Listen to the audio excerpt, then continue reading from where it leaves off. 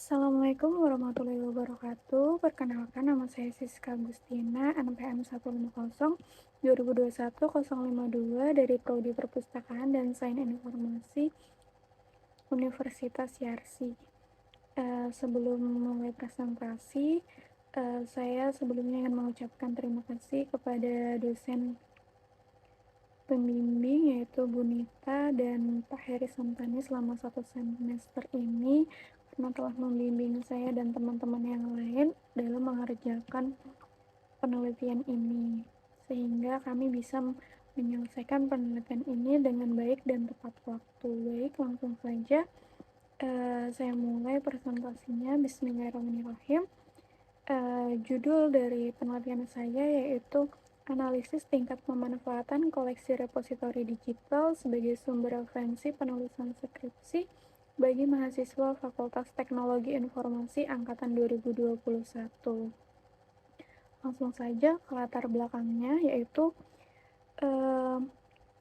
repositori digital berfungsi sebagai fasilitas penyimpanan virtual yang didedikasikan untuk mengumpulkan, memelihara, dan menyebarluaskan informasi yang ada di dalam repositori digital tersebut dalam format elektronik atau digital. Yang kemudian konten yang ada di repositori digital itu termasuk bagian dari lokal konten, di mana lokal konten itu koleksinya itu hanya dari sivitas akademika institusi tersebut atau dari mahasiswa tersebut. Contohnya seperti skripsi, tesis, disertasi, laporan magang, kemudian ada laporan KKN, terus mungkin dokumen-dokumen ilmiah yang lain, makalah ilmiah, atau bahan ajar dari dosen. Nah, kemudian kita geser sedikit ke bagian dari visi dari perpustakaan Universitas Yarsi itu sendiri, di mana visinya yaitu untuk membangun, memelihara, dan mengembangkan koleksi perpustakaan cetak dan elektronik terkini secara cepat, tepat, dan menunjang pendidikan, pengajaran, penelitian, dan pengabdian kepada masyarakat serta ruhul Islam.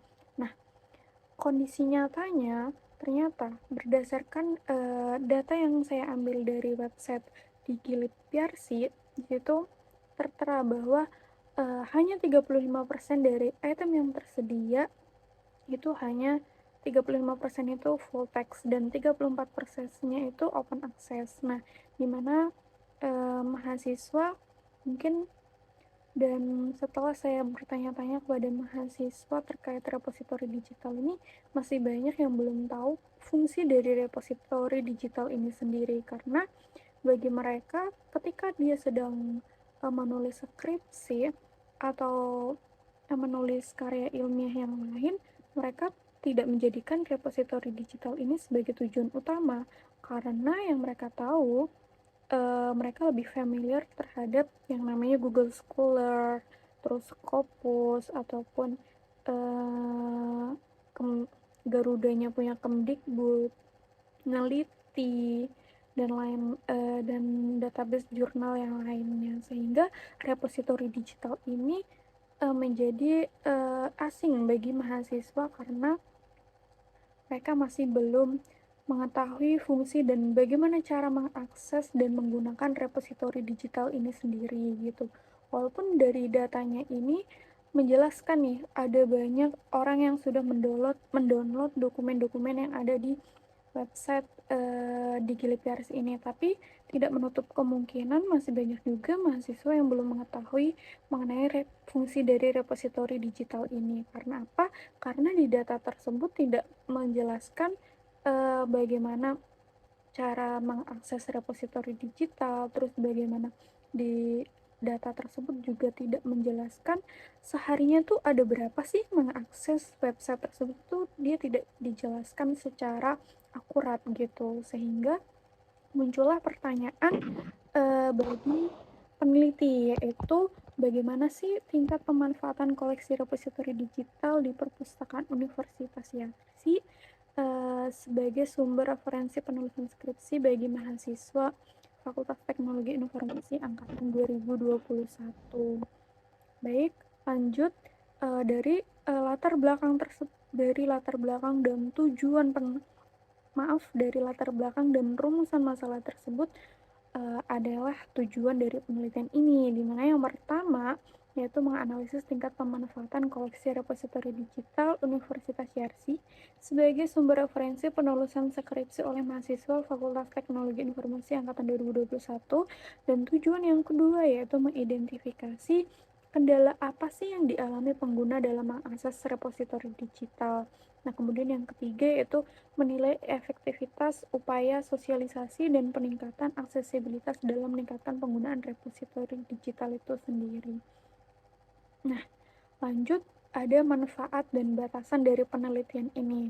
Manfaat dari penelitian ini bisa memberikan pemahaman yang lebih mendalam tentang tingkat pemanfaatan repositori digital sebagai sumber referensi penulisan skripsi bagi mahasiswa FTI. Nah, kemudian juga bisa memberikan rekomendasi bagi pihak terkait, terutama perpustakaan Universitas Yarsi dan pengelola repositori digital dalam meningkatkan aksesibilitas dan penggunaan repositori digital, dan bagaimana promosi mereka supaya penelitian ini supaya repositori digital ini bisa lebih dijangkau lagi oleh mahasiswa-mahasiswa Universitas Yarsi. Nah, kemudian yang ketiga juga manfaatnya bisa memberikan masukan bagi mahasiswa dan dosen tentang potensi repositori digital ini sebagai sumber referensi yang terpercaya gitu ya. Nah, kemudian ada batasan dari penelitian ini sendiri, yaitu dibatasi di mana berlokasi di Universitas Yarsi dengan di subjeknya itu tadi mahasiswa Fakultas Teknologi Informasi Angkatan 2021 yang sedang membuat proposal skripsi seperti saat ini nih. Dan fokus pembahasannya itu mengenai pemanfaatan repositori digital saja, faktor-faktor yang mempengaruhi, dan bagaimana upaya sosialisasi peningkatan dari uh, universitas dari perpustakaan itu sendiri gitu. Nah, kemudian lanjut ke ada teori. Nah, di mana teori yang saya gunakan dalam penelitian ini yaitu adalah teori TAM atau Technology Acceptance Model, yaitu di mana dikembangkan oleh Davis pada tahun 1989, di mana teori ini sering digunakan untuk menginvestigasi bagaimana orang mengadaptasi teknologi baru dan faktor apa saja yang mempengaruhi pilihan, penerimaan, dan niat dalam menggunakan teknologi tersebut. Nah, di teori ini terbagi menjadi dua, yaitu perceived usefulness atau dan perceived ease of use.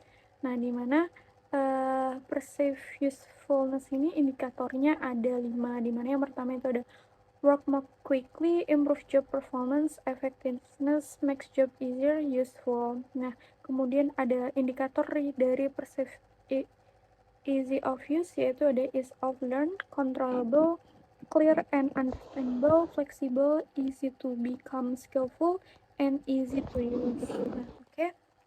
Selanjutnya yaitu ada penelitian terdahulu, di mana di sini saya mencantumkan dua penelitian terdahulu yang hampir mirip dengan penelitian yang saya teliti, yaitu yang pertama ada pemanfaatan koleksi repositori bagi mahasiswa di perpustakaan Sekolah Tinggi Ilmu Pertanian Agrobisnis Perkebunan yang ditulis oleh Sunianto dan Friska Anggraini tahun 2023. Dan ada penelitian terdahulu yang kedua, itu ada kebermanfaatan institusional repositori bagi mahasiswa semester akhir Universitas Muhammadiyah Gresik. Nah, di mana secara umum penelitian ini berbeda dengan penelitian yang sedang berlangsung. Dilihat dari fokus penelitian, subjek, dan objeknya, di mana penelitian terdahulu yang pertama dia sama-sama mengenai fokusnya itu mengenai pemanfaatan koleksi repositori digital bagi mahasiswa. Nah, kalau di penelitian yang sedang berlangsung itu mahasiswanya hanya mahasiswa FTI, sedangkan yang di penelitian yang terdahulu yang pertama ini hanya mahasiswa-mahasiswa umum, dengan subjeknya juga dia adalah basisnya itu Sekolah Tinggi Ilmu Pertanian dan Agrobisnis Perkebunan. Nah, ini juga variabelnya sedikit, sedangkan variabel yang di saya ada banyak ya.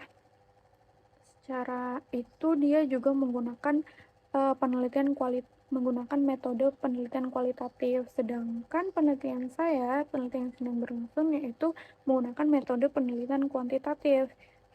Sama dengan penelitian terdahulu yang kedua, yang judulnya Kebermanfaatan Institusional Repository bagi Mahasiswa Semester Akhir Universitas Muhammadiyah Gresik. Nah, di sini mereka juga menggunakan penelitian kualitatif sehingga mereka ingin meneliti mendalam mengenai bagaimana mahasiswa tersebut bisa memanfaatkan institusional repositori Universitas Muhammadiyah Gresik. Baik, lanjut selanjutnya yaitu kerangka berpikir. Nah, di mana masalah yang sedang diteliti yaitu di mana data statistik repositori akhirnya menunjukkan bahwa banyak sekali ya yang mendownload koleksi-koleksi yang ada. Namun ada beberapa mahasiswa yang masih belum mengetahui keberadaan dari repositori ini. Kemudian juga di data tersebut juga tidak menjelaskan berapa sih yang mengakses website tersebut setiap harinya, itu tidak dijelaskan, dan masih bagaimana penggunaan tutorialnya di website itu juga tidak ada gitu. Nah, sehingga muncullah pertanyaan tadi, bagaimana tingkat pemanfaatan koleksi repositori digital perpustakaan Universitas Syarsi sebagai sumber referensi penulisan skripsi bagi mahasiswa FTI angkatan 2021. Nah, kemudian teori yang digunakan yaitu teori TIM tadi, ada perceived usefulness dan perceived use of use. Nah, masing-masing dari itu mempunyai indikatornya masing-masing ya. Nah, kemudian metode yang digunakan yaitu menggunakan metode kuantitatif. Nah, kuesioner disebarkan kepada mahasiswa FTI angkatan 2021 dan yang menggunakan, yang pastinya mereka adalah pengguna digital repository. Nah, sehingga diperolehlah mengenai penelitian ini diharapkan bisa terdapat gambaran mengenai tingkat pemanfaatan koleksi repositori digital perpustakaan organisasi bagi mahasiswa FTI. Lanjut, metode penelitian. Nah, di sini jenis penelitian yang saya gunakan yaitu penelitian kuantitatif dan pendekatan penelitiannya yaitu survei. Kenapa menggunakan penelitian kuantitatif? Karena peneliti ingin mengukur nih tingkat pemanfaatan koleksi repositori digital bagi mahasiswa yang ingin menyusun skripsi begitu ya. Dan pendekatan penelitiannya itu menggunakan pendekatan survei, dan sumber datanya itu adalah sumber data primer, di mana peneliti terjun secara langsung ke lapangan untuk menyebarkan kuesioner kepada mahasiswa pengguna digital repository. Nah, kemudian ada subjeknya, seperti yang sudah dibilang sebelumnya, bahwa subjeknya itu adalah mahasiswa FTI angkatan 2021 dan objeknya adalah pemanfaatan koleksi repository digital. Nah, populasinya itu saya ambil dari mahasiswa FT angkatan 21, jumlahnya itu ada sekitar 124. Kemudian saya menggunakan rumus Taro-Yamane, yaitu di mana untuk pengambilan sampelnya, di mana menggunakan rumus tersebut sehingga ditariklah sampelnya ada 56 responden. Dan kemudian untuk teknik pengambilan sampelnya sendiri yaitu adalah menggunakan kuesioner.